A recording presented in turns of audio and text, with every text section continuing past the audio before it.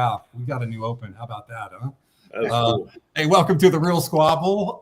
Today we're talking to Kevin Harris, the host of the Worldwide Reasonable Faith podcast with Dr.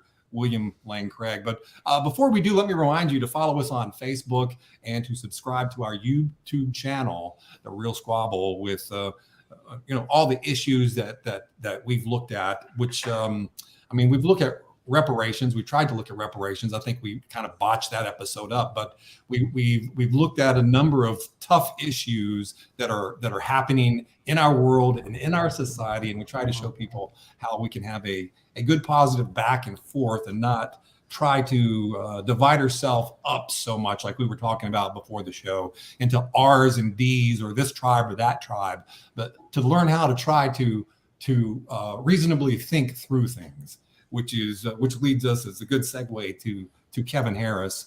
Kevin, I first heard you and I first heard the Reasonable Faith podcast while I was deployed to Afghanistan about 10 years ago, sitting over there. And this was just, I think I might have learned about William Lane Craig through Case for Christianity with Lee Strobel. Maybe I think he interviewed him at one point earlier, but I heard you and I thought, wow, you sounded amazing. And then the things that Dr. Craig was saying, I had questions. I got one of the books that he had put out, and I communicated with the ministry, Reasonable Faith, and I was blown away that you guys communicated back to me. And here I am. I'm sitting in Afghanistan, away from my family, in my spare time, trying to learn a little bit more about God. And you guys were, as big and as important as the ministry is, you guys took the time to talk to me. But before we get into that, let me ask you a little bit about yourself. How is it that you got into communication and then made that transition into becoming a host for the podcast? I had a career in broadcasting since I was 15 years old, that I'd started, in radio in my hometown. And I come from a broadcasting family. My brother was in TV. My father was in management. I went into programming and air personality. We went in three different yet related directions. Mm-hmm. And, in about I think it was 98 or so that when I first began to hear of Dr. Craig. I was a little late to the party because some of the atheists that I've been dialoguing with online, they already knew all about him and his arguments. Mm. And so I was paying attention to some other people, didn't know just how prominent that Dr. Craig was becoming and about to become. Mm-hmm. And just a little history there. When I did hear him, I scheduled him for an interview, and at the end of the interview, he said, Kevin, this has been one of the better interviews that I've done, and you asked some really intelligent questions. I really appreciate it, and I thought it was really good. And mm-hmm. I said, well, we ought to do this regularly and call it Reasonable Faith, which was the name of his book. And so that's how it all started. Mm. I was in Texas. He was in Atlanta still. That's the situation. So we had to figure out a way to do this. And that we couldn't do what we were doing now. The internet was still fairly young. Mm-hmm. But, I thought that the name, just the name, Reasonable Faith, kind of said it all. I mean, that immediately dispels misconceptions of what faith is. Mm-hmm. And so it immediately kind of gets your attention. So, and you're curious if you think that all faith is, faith in Christ is blind faith, and mm-hmm. you want to go, wait a minute. And then if you're a believer and you have this notion of faith, and you wonder whether it's reasonable or it's just blind fideism, blind faith. So the name really says it all. Well, how did you? If I can back up just to talk about you for a moment, what gave you that hunger, that thirst for philosophy, and what encouraged you to spin up to that point to that you could even ask someone of Dr. Craig's caliber an intriguing question? Yeah, I, like so many, Hmm. was just transformed, was electrified by Josh McDowell's Evidence That Demands a Verdict. And I was about 18, 17 or 18 when I Hmm. first picked that book up. Hmm. And by the time I got to page 4, I said, yes, this is what I've been afraid to ask. Am I a follower of Christ because I was raised in the Bible Belt by Christian parents, or are there actually intellectual grounds for why I believe? And that was bubbling just beneath the surface. And Hmm. that book, like so many, I've heard people say, it happened to be that just unlocked that and Hmm. sent me on this quest. The thing is that I also had, I think this might answer your question, Mike. I had this burden or this desire to be in the mainstream in Hmm. radio. I, I, I wanted to be where the people are. I wanted to be in mainstream radio and be salt and light and be an influence there. Hmm. When so many of my friends said, "Well, you're a Christian. You're in radio. You need to go into Christian radio," and Hmm. I have done Christian radio. Yeah. In fact, I've worked for the #1 Christian radio station in the world, in Dallas Fort Worth. But my burden was really, I've not been able to escape it. Was to be in the mainstream, and so I tried to bring these guys in as often as I could, like Norman Geisler Hmm. and John Ankerberg and some of these guys who were doing apologetics that were known. I wanted to use my skills to try to give them a platform. Right, Um, right. And you came from you said radio, but you came from a rock and roll radio yeah. of type of format, top 40, as did I and Glenn. You Hmm. know, I did radio like that before going into American Forces Radio. I'm not sure about you, Glenn, but he and I did radio shows on the North Sea of Germany, 100 years ago. And I think I'm encouraged by your journey. It's similar to mine in that early on, I think that I was in some Christian radio and heard Christian music, but I would be discouraged by the caliber um, Yeah. Yeah. of how it was being programmed, what the personalities were like. When I heard you, I thought, wow, there's a guy with a voice, and a personality. Can imagine that you entertained well, and now you've got so much great insight going into these interviews. I'm just curious, and you guys jump in. I don't want to hog all the questions, but I'm curious as to how is it that you prepare for a guy like William Lane Craig? He's rated as the 10th rated philosopher, third rated theologian in the world. That's got to be pretty intimidating. It is intimidating. And so, um, rather than, and I don't have that education. I tried to go to college, but radio kept messing up my college career, because I would go and enroll classes and then go and apply at a radio station.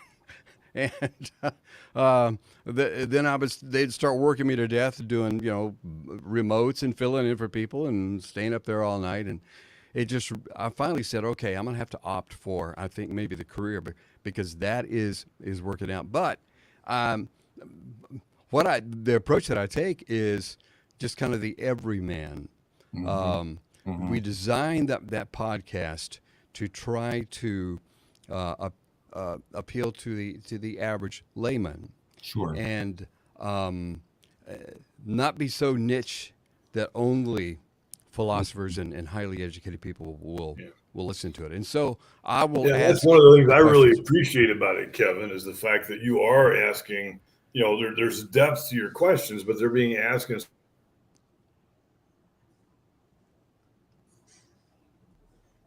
Yeah, I think we lost you. You froze up there for a second, Dave. But those everyday questions, that's what captured me when I was sitting in Afghanistan. And you go ahead, Dave. It looks like you unfroze. Yeah, that's one of the things that's just great to me is, Kevin is asking questions with depth, but they're asking in such a way that average people can understand it. And of course, Bill just does a great job of framing his answers in a way that provides some depth and spurs lots of curiosity, but it's still very accessible and understandable, which I think is great. Mm-hmm. I would Yeah. want to Just in full disclosure, I feel the need to share my radio background because Ooh. I did a fishing report in Fairbanks, Alaska on the radio. All right. So there, Woohoo! take your top 40 stuff and shove it. A fishing report trumps all that. Fantastic. Yeah. Hey, Kevin, just as somebody who doesn't actually listen to podcasts, because I'm usually listening to audiobooks. I mean, I do, but tell me what the podcast sounds like. What's the theme of? I mean, other than talking about Christianity, what kind of questions do you generally get? Well, about once a month, we will do a Q&A podcast. Dr. Craig does a question of the week, and he gets tons of questions, but he'll pick one a week and write on it and put it on the website. And so there are a lot of other questions that don't get answered, that don't get written on, and we try to pick up some of those. And about once a month, we'll do a Q&A podcast where we do that.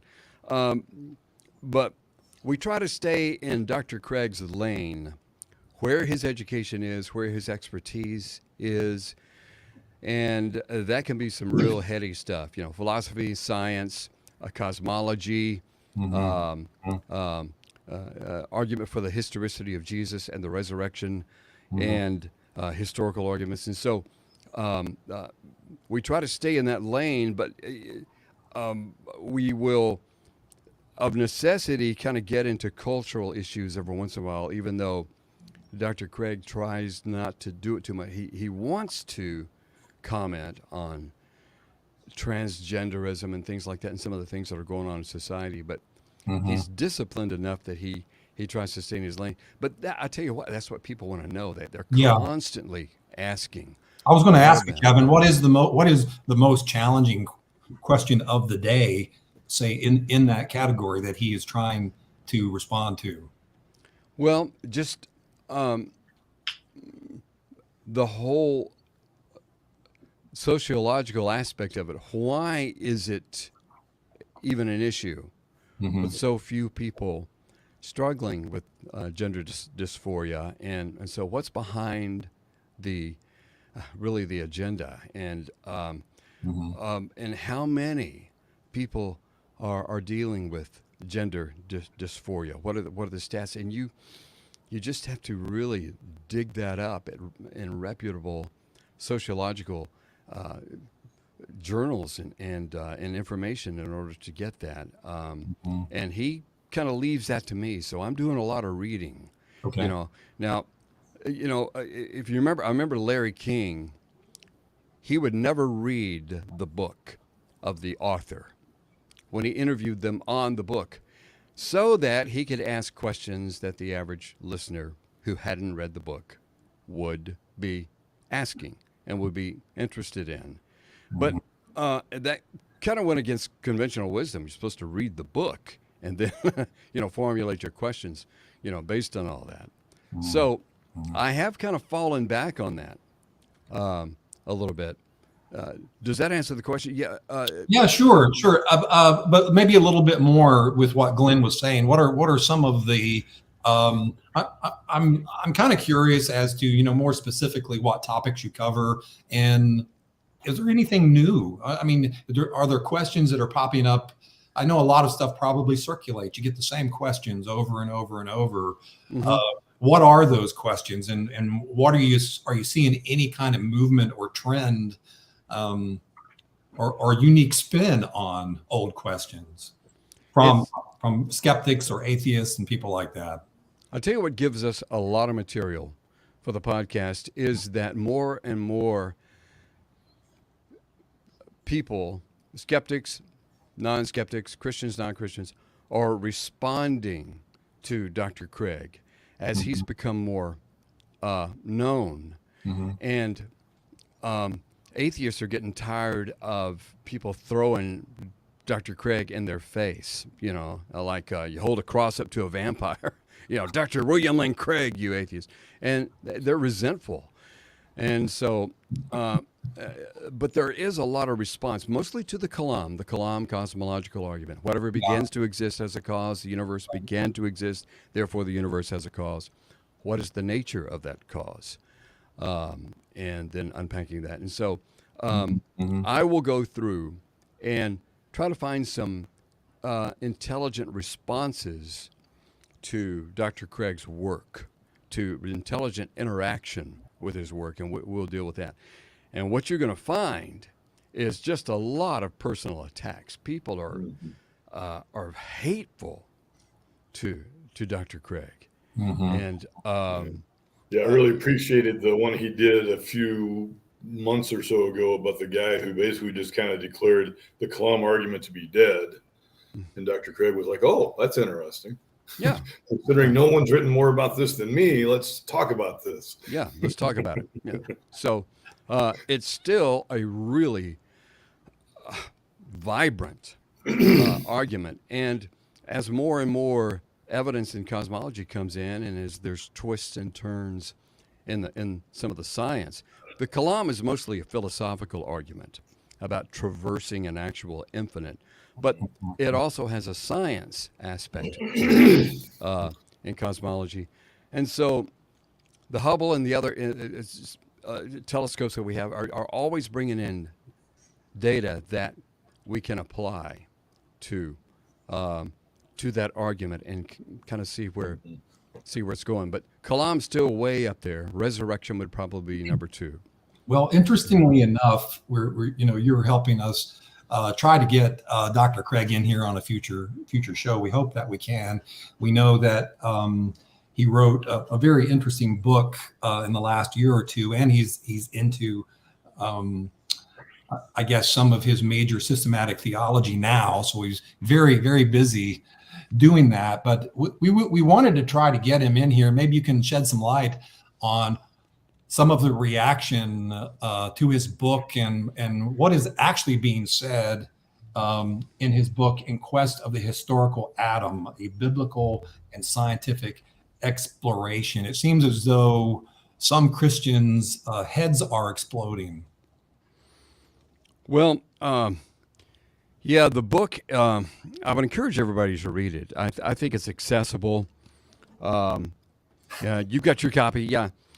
I'm still reading through it, and we are going to schedule him for the real Squabble. So be ready. He will do it. It's just a matter of scheduling it out and the whole bit. But he will, and so he can talk about the book, the reaction to the book. The only people who are really been upset have been the strictly young Earth creationists. They're the main ones. They just cannot buy that Adam and Eve could have been 700,000 years ago. And isn't that the operative term there? Could have been. Yeah. And to me that seems fair, because it doesn't seem like that is where Christianity hinges, right? It seems as though that you could accept that and still be a Christian. Sure. Yeah, see, part of the problem, though, is the debate has been framed in this way, and this started with Henry Morris, and then Kim Ham really picked this baton up and has been running with it since. It's this idea of scripture called perspicuity, the idea that you read the Bible and the most obvious and simplistic explanation of what you're reading has to be true, ignoring some of the warnings that Paul and Peter wrote about how hard scripture is to understand. And so therefore they say it says 6 days, so it has to be 6 days. Right. And so then the argument follows, if you don't trust that, then how can you trust the notion of Jesus and resurrection and things like that? And so Ken Ham specifically has softened in this view somewhat over the years, but that's still kind of their bedrock position, is that if you don't hold to this perspicuous view of Scripture, then your Christianity might be in danger. And so and then they follow that with the only reason for holding that the universe might be old is to allow time for evolution to have occurred, ignoring the fact that the very best reason to hold that the universe might be old is the fact that it might actually be old. It has nothing to do with evolution. So, that really, I think, for the average, I don't want this to come out wrong, but for the average uneducated pew sitter, that's the argument that captures their imagination. And that's why they sit around and say, well, if you say anything other than 6 days in a young earth, then you must not be a Christian. You must be an evolutionist. Sure. And they think that it's a slippery slope, that once you say that, okay, yom, the word for day, could mean long periods of time, then that will start to unravel other things. And it just really, it really doesn't. Right. And, I think that, through the years as a Christian, I've looked at and perhaps just avoided certain topics because of how I felt that they might come across as being silly or sounding silly or not logical, but always believing that if God wanted to do it this way, he could. Okay. It sounds absurd to me that Jonah could have survived 3 days in the belly of a whale, for instance. But do I believe God could,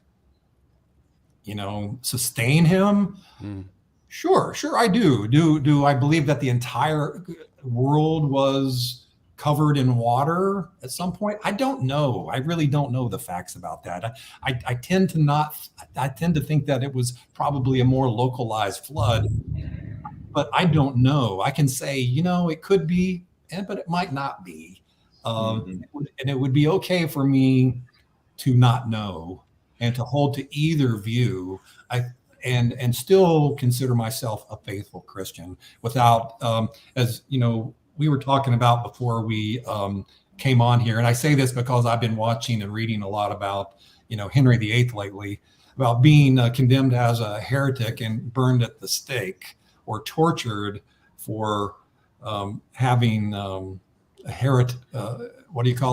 heretical view on something. And I think we've got to be careful to not gasp at a person's take on a certain thing, because correct me if I'm wrong, but I don't think that Dr. Craig is saying that this is the way it is. He's not. He's offering a plausible model that takes a high view of Scripture and a high view of science. Right. And says, this is a possibility of how this could work out. And one thing that I'll let him talk about it, but one of the conclusions that he's come to is that Jesus and Paul treated Adam and Eve as historical, where some of the events around may be metaphorical that emanate from their literal existence and so on. And so he handles the biblical data like that. And some Christians have criticized him for that. They said, nah, you don't even need to do that. Just treat the whole thing as, as metaphorical. And but he just says, well, reading Jesus and Paul, I can't do that. And so he takes this high view. And then he also wants to get state of the art science and see how these kind of come together. And the bottom line is, young Earth or old Earth, theistic evolution, whatever, be charitable to one another and say and have a good dialogue. But the young Earth creation organizations, they seem to have doubled down recently, mostly because most Christians just aren't buying their wooden literalism Yeah. that they tend to have, and so there's a lot of infighting going on that we don't need to have. We can dialogue, we can disagree, but be charitable. It seems sometimes the knee-jerk reaction is, well, if you're saying that's mytho-historical, which doesn't, from what I understand from the book, it doesn't mean it's a myth. It just means it's some allegorical, metaphorical language used around real characters. But they go right to the word myth, it seems, and, Yes. and they think that, okay, you're saying now why don't we just say that Jesus was a myth and all this was just some high philosophical double speak for people to do good things.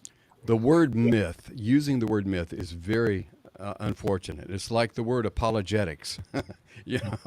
It's like I'm apologizing for what I believe, when apologia has nothing to do with that. It means to give a defense. It means to present and defend why you believe something is true. But it sounds, I'm making an apology, or I'm an apologist. It doesn't have that ring. It has a bad ring to Western ears. Same with mytho-historical. But Dr. Craig, I know, was kind of hesitant to use it, even because of that very reason. But if he's going to be true to the literature, that's what it's called, right, in the top scholarship.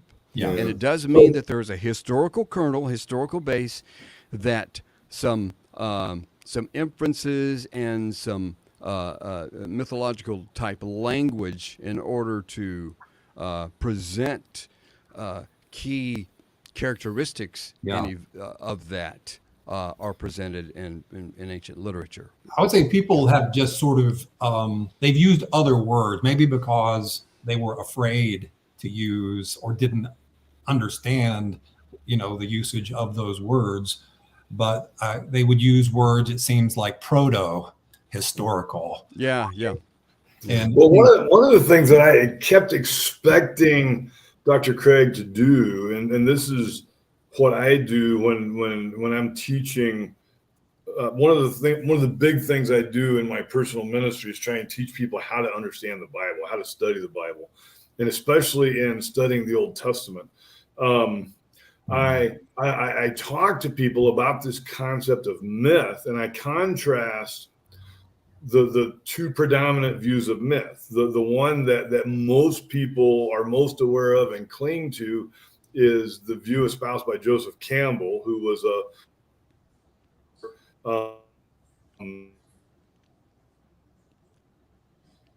okay, I think we lost him again. We'll stop. Put a bookmark on Joseph Campbell to remind David. There we go. Sorry. No, that's okay. Go ahead. You hit Joseph Campbell.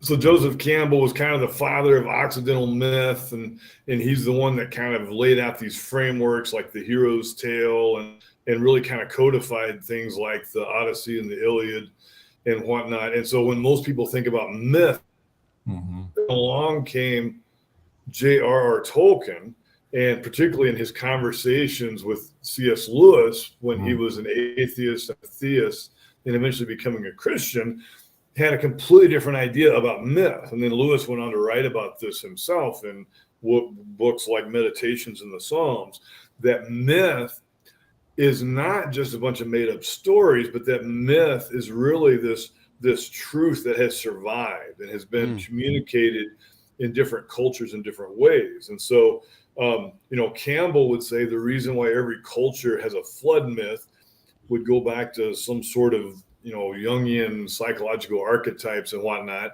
And Tolkien would simply say the reason every culture has a flood myth is because there was a flood that was transcultural that affected every culture on the planet. And the same way with strongman myths, and we actually have archaeological evidence that Samson actually existed and did some of the things that he said, et cetera, et cetera, et cetera. And so therefore, to talk about the Old Testament being mytho-historical, and he did a really good job of this, I thought, in tying the Genesis narrative together with some of the other ancient creation myths like Gilgamesh and the Egyptian mythologies and other Mesopotamian mythologies, that they really are trying to answer the same questions about the same events from their culture's perspective. And mostly oral cultures, right? Yes. Yeah. Where a lot of the language, I don't know if this would be correct or not, but to say they were sort of prefigurations of truths, of things that had been passed down that were easy to digest and pass along to their tribes. Yeah. Like yeah. And, the Lewis scholars will talk about the fact that you have all these different myths, but that in Christianity, you have a true myth, a myth that in many cases can be dated, because we can date the crucifixion of Christ, for example, with extreme certainty. I mean, there's maybe 2 at most 3 plausible dates for when Christ was actually crucified. And you can't do that with Isis and Osiris or any of these other myths of a dying God. Hey, Kevin, let's back up just a moment. You were talking about Dr. Craig's methodology of looking at, what the Bible says and also examining science at the highest levels. And he seems like, one of the most credible scholars to be able to attack this from at that level from both sides in a credible way. But what is the criterion? What is the weight balance here? What comes first, the chicken or the egg? Yeah. Well, I don't know where that demarcation would be. It's just he understands. I'm thinking more along the lines of concordism. With reading I'm thinking, and I believe he said so in his book, and I've heard him say in the past that he usually tries to do his discovery in Scripture first.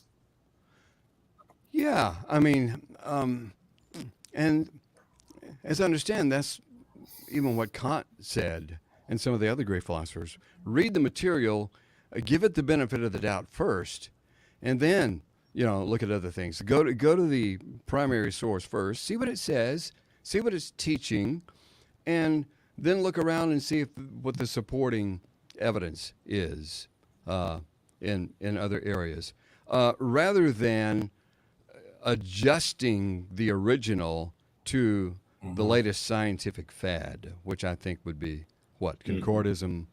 Run throughout history, right? Which the Christians have adopted things from the Greek times, right? The Greek science with how their science worked and what they thought at in the academy about the world and the universe being flat, and how many I suppose with the sun going around the earth and those types of things.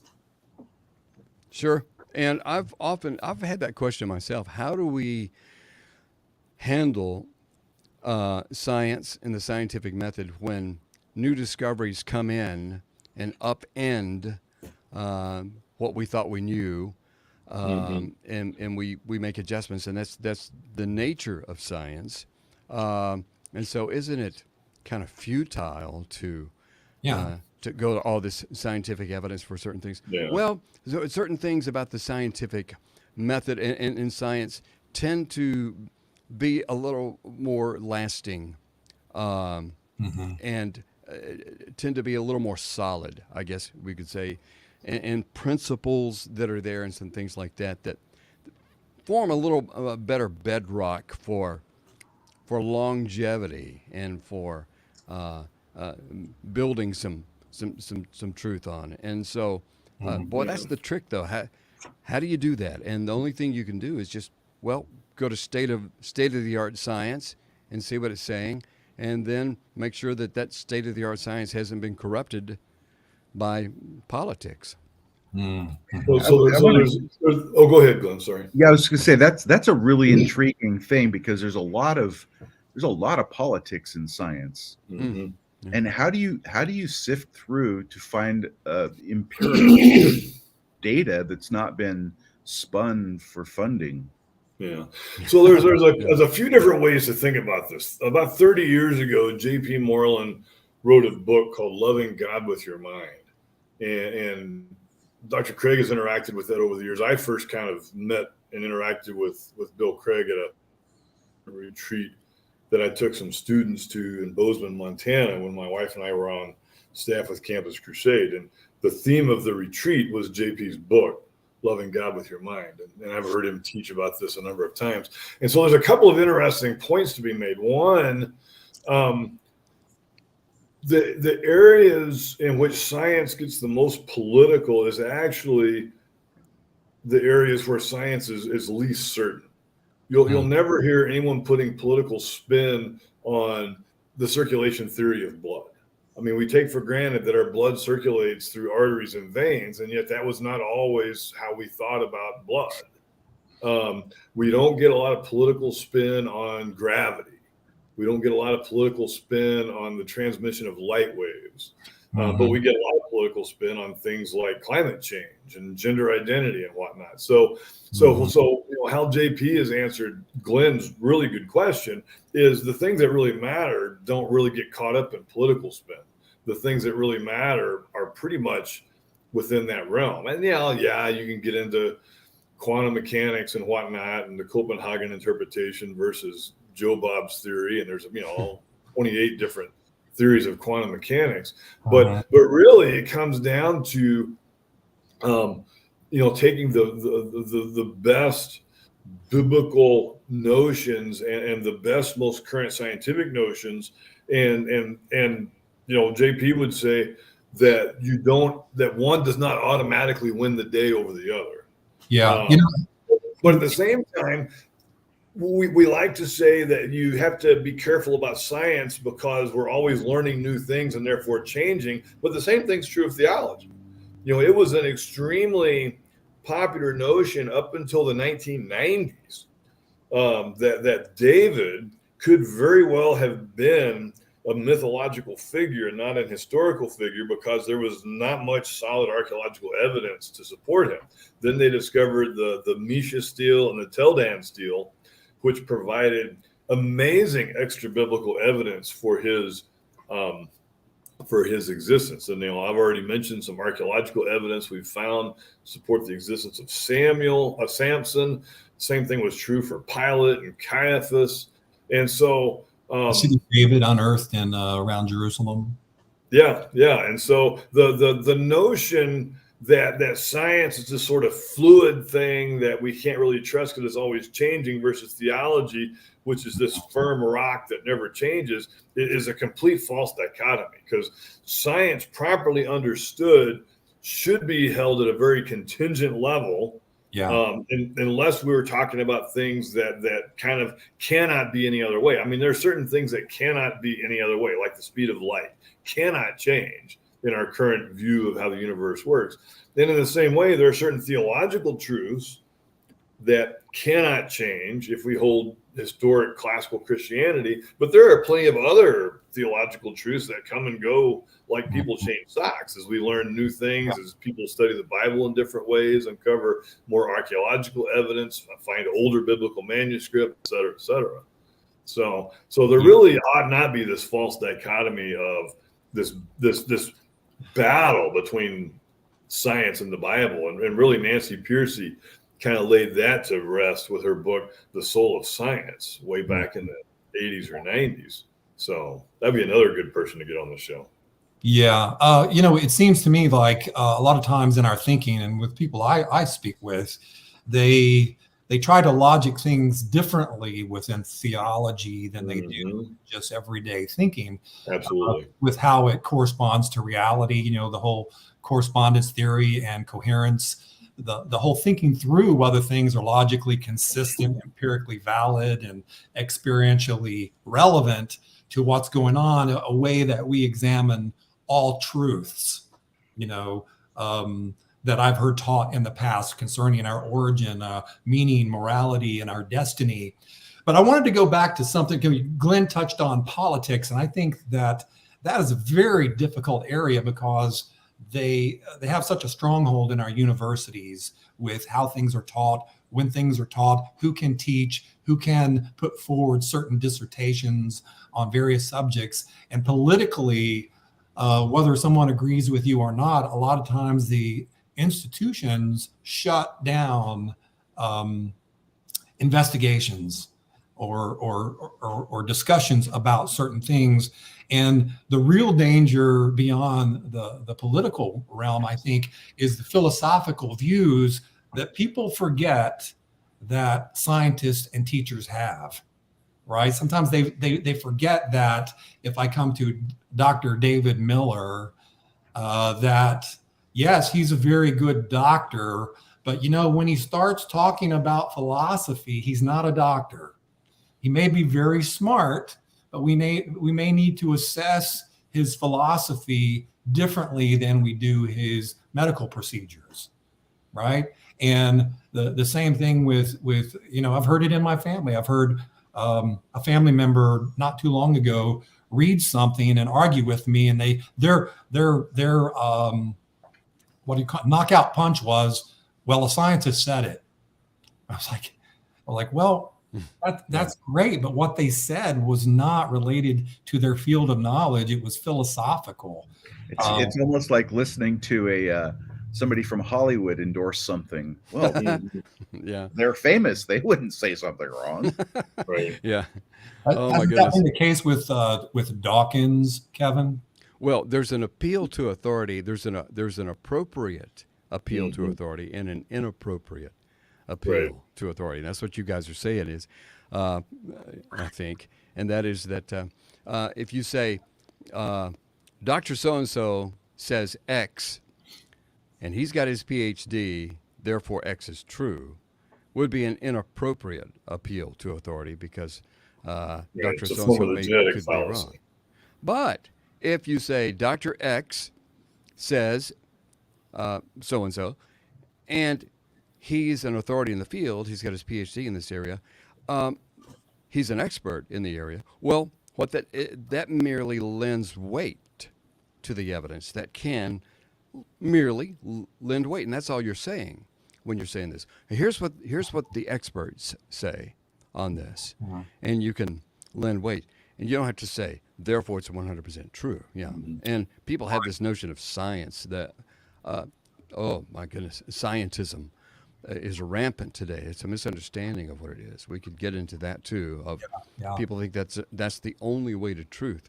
That's an interesting thing, Kevin. I've heard people on your podcast, Reasonable Faith Podcast, and even in conversations I've had recently on Facebook where they go, well, it's just not, you can't say it's 100%. And my argument was what I've heard from many people and thought through often is that, well, 100% is never the criterion for knowledge, right? For knowing something and believing something. We tend to believe something that's 50% or greater to degrees as to the credibility that we lend something, right? So that I've heard some people that I respect when they go, do you have doubt? I mean, what is your level of belief? And I've only heard one or two people, and I won't mention names, but I found it very transparent and very interesting that they were willing to say, well, I would place my belief at about 85%, and I go, well, you know what? That's pretty doggone strong. I would be, especially if everything else you believe falls in the 50% or less or way less than that. And in our presidential elections that come up, if someone, hits 60%, they're probably going to win, right? And if the stronger you go in that area, I guess the argument is, you could be wrong. There's possibility that you could be wrong. So you're not going to be 100%. Talk to me a little bit about, Kevin, about why people hold so tightly to their pet feelings, their pet beliefs, even in scientific exposure to alternate truths, they still won't. What is that about the human nature? Yeah. I wonder about that. It's like if your Uncle Ned, who was a great influence on you, and he was a deacon in the church, he believed in a 6 literal day creation and that the earth was created 6,000 years ago. Well, there's an emotional tie to that. This is the way you've always heard it, and this is it's got sentimental value even to you. And so, oh my goodness, if that's not true, if the earth is actually, 4 billion years old, well, that just upends what Uncle Ned said, and he was a sweetheart. And now what am I going to do? Yeah, we all have to examine our biases all the time, and look at where the preponderance of the evidence is. Right. Nothing wrong with it. We all have biases, but are your biases warranted? And Yeah. that would be the question. Right. Do you have adequate grounds for believing what it is that you are believing? And not only is there an emotional tie to it, and maybe ego is an emotion. I'm not sure how you would classify that, but there's a certain degree of perhaps that, you've dove into the water and you like how it feels, and you're not really willing to swim. You've got too much invested. You're not going to swim out at this point. You've written a lot of books about it. You're on a lecture tour. You sold a lot, and you're not going to undo your life's work because you're starting to be challenged, which ultimately means that you're having to what's the word that Dr. Craig uses a lot of times, when you have to accept something that really, when the weight is against it, you have to really Cognitive dissonance. Yeah, there's a cognitive dissonance, but it's not coming to me at the moment. But the other person has, when they accept an untruth, then there's a heavy burden to pay, I guess, or price to pay. Yeah. What are you going to give up? In order to hold this view? If you're going to hold this view, then you're going to have to give up this other view. Depending on what it is. Hey, Kevin, as we get close to the end of the real squabble today, I want to remind folks we're talking to Kevin Harris from the Reasonable Faith podcast. He is the host with William Lane Craig, and Dr. Craig's written, I believe, more than 40 books, probably hundreds and hundreds of articles that you find at reasonablefaith.org. But he's also into a new project now. Do you have any inside information on that? It's going to be a 10-year project in which he will write out his systematic philosophical theology. And he's working on it hours every day. He's very, very disciplined. His wife, Jan, has been a real help to him, helping him stay disciplined, because most philosophers, like us creative types, we're on cloud 9 all the time, and we forget to eat and balance our checkbook and stuff like that. And so he's really had a lot of help. I've been inspired by her, but that's another topic. But that is what he's working on. He's just trying to put together all his life's work into a systematic, consistent work. And it looks like there are going to be 2 or 3 volumes that will come out of this. Before the program gets over, I do want you guys to know one thing, because we talked about the personal attacks that are on Dr. Craig all the time. People resent him, and you tend to resent people who make a case for something that you're against. We all, it's human nature, and I see a lot of that. But I want you guys to know that after spending about 15 years with him, and then 12 years doing this podcast, going to lunch, staying at his home, being in touch with he and his wife Jan all the time, he really is the real deal. He is a sincere, humble man, and he's passionate about the truth. He's passionate about his faith and about defending it. but he genuinely cares. I mean, he really does. Yeah, I can tell. And this muscular disease that he has been really difficult for him to deal with as his muscles continue to atrophy in his hands, feet, and legs. And he has just tried to eat right and exercise and hold that disease at bay. He struggled with it since he was a kid. It kept him from being an athlete. But God used the area of his mind instead. And so I just want everybody to know that he really is a good man, and he and Jan are role models. That's an important aspect, and I see that, and I that is one of the reasons he's become one of my primary guides, because I see him as being just academically superior to most of the people I see out there in his writing, in his debates. But I see him with a pastoral heart as well. I see him when he changes gears and answers questions for people in the podcast. I think I've heard him do that before. He'll go, really, that's a pastoral type of question, and he'll speak from the heart more than he will from trying to give some type of formulaic answer to things. I have found the Reasonable Faith podcast and his works, which I have a ton of his books right here in front of me now, to strengthen me. Those moments I have doubt, I wonder about whether my beliefs are true. I wonder who God is.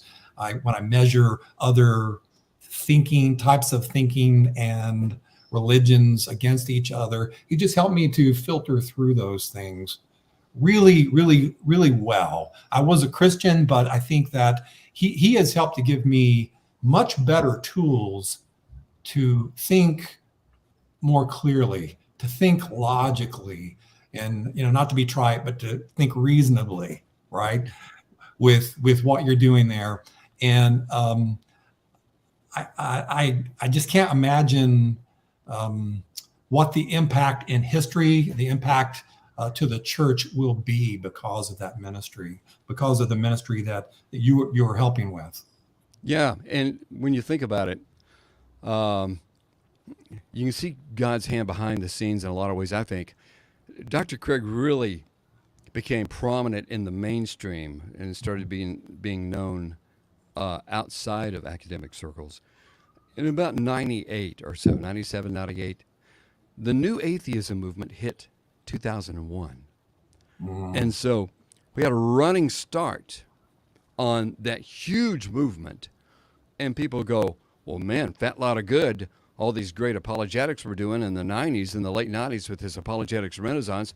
Why was there this huge atheist movement? And I say, well, think how much worse it would have been had we not been there and not pushed back on the four horsemen of the atheist movement and their books and Dawkins and Sam Harris and the whole thing.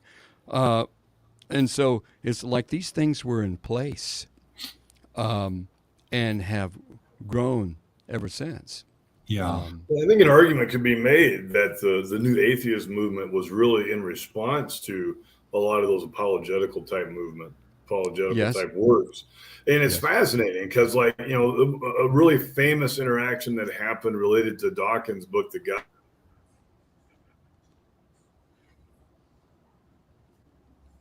Okay, we're going to 9/11 was a impetus for the new atheist movement too, I believe. Some of those books started coming out then. Yeah, but it was also because of all the great apologetics that were coming out. So you're exactly right, Dave. But one of the interesting interactions that came out of that was Dawkins' book, The God Delusion, which was kind of criticized by a lot of circles. And Daniel Dennett, who's a philosopher of science, who's very friendly to Dawkins and his ideas, basically said, I appreciate what you're trying to do, but you should really stick to science and leave philosophy alone because you don't know how to do it. Exactly. Exactly. And when you've got friendly criticism like that, it kind of tells you that you should find something else to do. Yeah.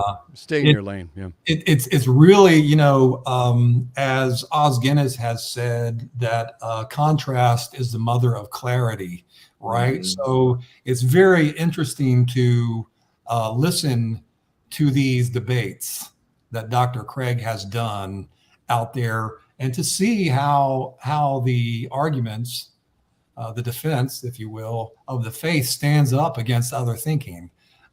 You walk away realizing that there are good reasons to trust in what you believe. It's not a blind faith. If it was blind, maybe you should consider not believing it. I would have walked away from Christianity long ago if I thought it was just a decision that was made in the southern part of the state I was born in, to just live by that tradition, however good it might be. I just have always been a person that needed to have answers. Not everyone does, but I think that if you want to have deeper discussions, you want to know God more, you want to understand meaning, morality, purpose better, be stronger in your thinking, than listening to the Reasonable Faith podcast and reading a lot of the things that are available. Kevin, go over, if you can do it from the top of your head, or if you have the website up, what are some of the resources there? Well, there are the books, but all these, there's so many free resources at reasonablefaith.org. Just go there. There's a course you can go through called Equip. Something that is really starting to take off are these animated videos that Reasonable Faith has produced, and they're all about 15 minutes long, 10 minutes long, and they kind of synopsize some of these big concepts and promote further study, but they put them together in a very cool way, and in ways that are the way people are starting to learn now, very visual, video oriented culture, which is bad for me because I got a face for radio, and I don't know what to do about all this video, Renaissance stuff. I'm a fish out of water. I'm trying to learn it. Well, you did so well today. I thought maybe you were an open AI. I wasn't sure. That's right. That's another topic. Oh my goodness. Yeah, we'll definitely get into that another day, and hopefully we'll have Dr. Craig scheduled sometime in the future. We'll look for Dr. Grutais to bring in at some point to revisit neo-Marxism. I had him scheduled once, but that just fell through at the last minute. But he was eager to speak to us and other topics. All right, this is not just in a specific Christian lane, even though most of us here today are Christians. We welcome open conversation about a lot of topics, done in a real peaceful way that we just call a squabble. It's okay. Families do that. Families go back and forth, agreeing, disagreeing. Within the church, it's okay, we think, for you to, believe some things over others and not others. We're all going to see more clearly one day. That's how I see it as a person of faith. We're all going to see more clearly one day, but today, humbly, we have to try to learn and to have discussions and to keep learning, and not just hunker down and say we know it all and this is the way it is. I think sometimes that is the type of posture that drives people away and out of the church. So with that said, Kevin, I'll give you the last word. Well, thanks for interviewing me. And yeah, there are a lot of good resources there. Part of the sanctification process, that is becoming more like Christ and becoming more the person that God wants you to be, is this process of learning and study.